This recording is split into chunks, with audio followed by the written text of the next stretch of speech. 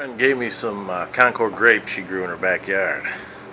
So I'm thinking, right there, we should make some wine. So what I've done, so I've got a scale. I think the first thing we should do is see how much we got here. Let's try it this way with a bucket. I've zeroed it out. Add grapes. Looks like we got 3 pounds 9 ounces.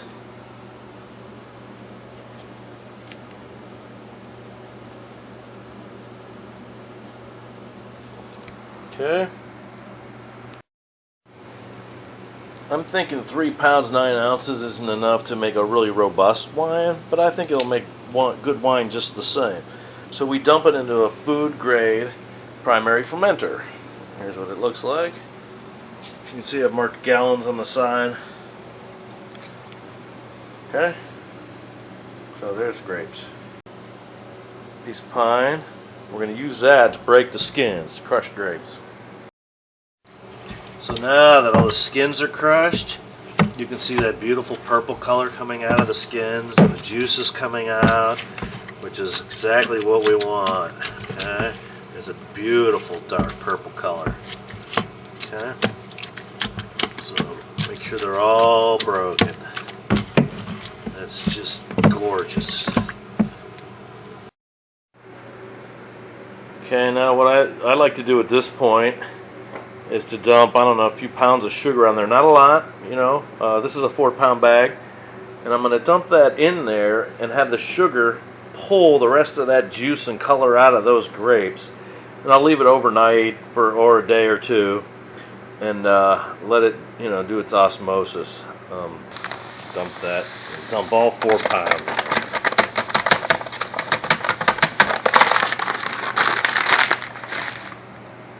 Spread it around a little bit to make sure it's all immersed in there. That should pretty much kill everything that's alive in there just by sugar overload. And it'll pull juice out. So what we'll do is we'll leave it in there. We're going to cover it with a towel and leave it overnight or two. So there's our primary fermenter covered with a clean towel. And that will keep the bugs, wine flies, and hopefully vinegar bacteria and other germs out.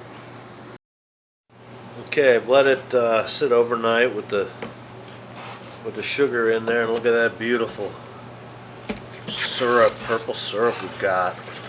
I'm stirring it to mix up that sugar in there.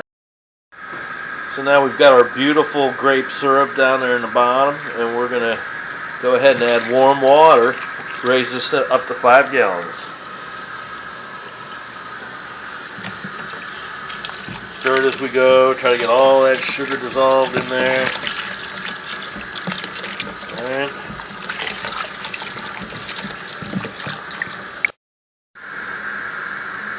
While that's filling, I'm going to go ahead and add 5 Camden tablets just to keep the vinegar bacteria out or any other bacteria from taking hold. Kill off the wild yeast. It's not required, but it's a good insurance policy. Now this is an absolute must for anybody making wine. This measures specific gravity, which is another way of measuring density of your wine. And what it tells you is it tells you your sugar content or your alcohol content, both. And it's got a scale on it. Looks like this, where 1.000 is the density of water, specific gravity of water, and you have a scale which goes up and down.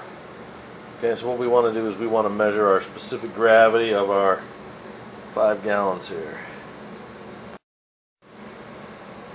Now it might be helpful to know that if you're mixing 5 gallons worth of must, that every pound of sugar will raise your specific gravity 10 points. So the thing to do now is we're going to add sugar till we get our desired starting specific gravity. Now when you're adding sugar to attempt to hit your target starting gravity, beware of what I call unseen sugars, which is sugar that's hiding in the fruit still. And especially if you're making wine with a lot of fruit, like peaches or other fruit that could hold a lot of sugar in it after it's crushed, you might want to undershoot that specific gravity, because you could easily oversugar your wine and not know it.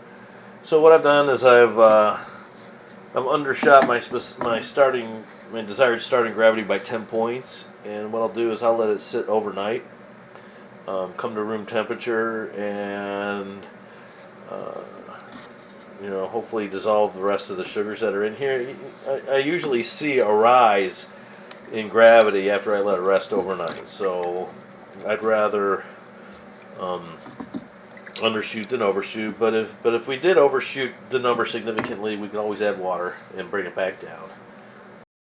I forgot to mention earlier that it's really important to have a notepad. Making wine takes time, and it's easy to forget what you did. Okay, we let this stand overnight, and sure enough, the specific gravity rose a few points, about 5. Hit my target gravity right on, so that means it's time to pitch the yeast. I like to use Red Star, so just dump the whole thing in. That's it. Dump it in there, and in 2 days, this should be churning quite a bit. Okay, we pitched the yeast yesterday, and this morning we got some fizz going already. So I'm going to give it a stir that yeast in there. So already multiplying and coming to life.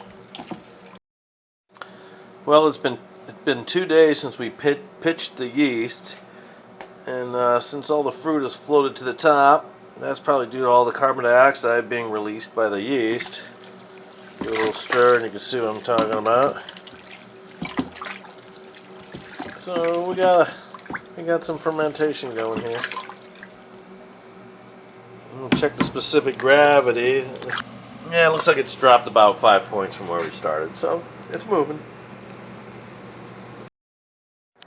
Well, it's been about 2.5 weeks, and the specific gravity has gone down about halfway between the starting gravity and the target gravity. So now's about the time where we want to take it out of the primary fermenter, take the fruit out, and put it in the secondary. So with a large strainer and a pot, I like to take the fruit off of the wine. So I'll show you an example. Fruit's usually floating. It's full of carbon dioxide. Okay.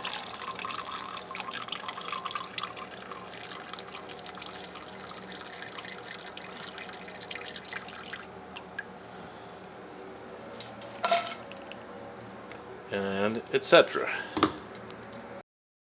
Make sure your secondary is clean. I like to rinse it out with a hose. Never put warm water in your carboy. It will crack. So always use cold tap water. I just like to use a piece of hose. And always smell your carboy to make sure it's clean. So if you smell any vinegar or anything that's not neutral, then you want to wash it.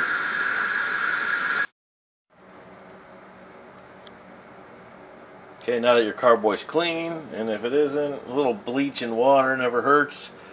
I like to set up the funnel in a strainer like this, and what I will do is I will dump the wine through the funnel into the secondary. And I can't show you that and hold the camera at the same time. Okay, now you can see we have a beautiful 5-gallon carboy and a little extra in this little jar. Make sure you attach a clean, freshly rinsed airlock,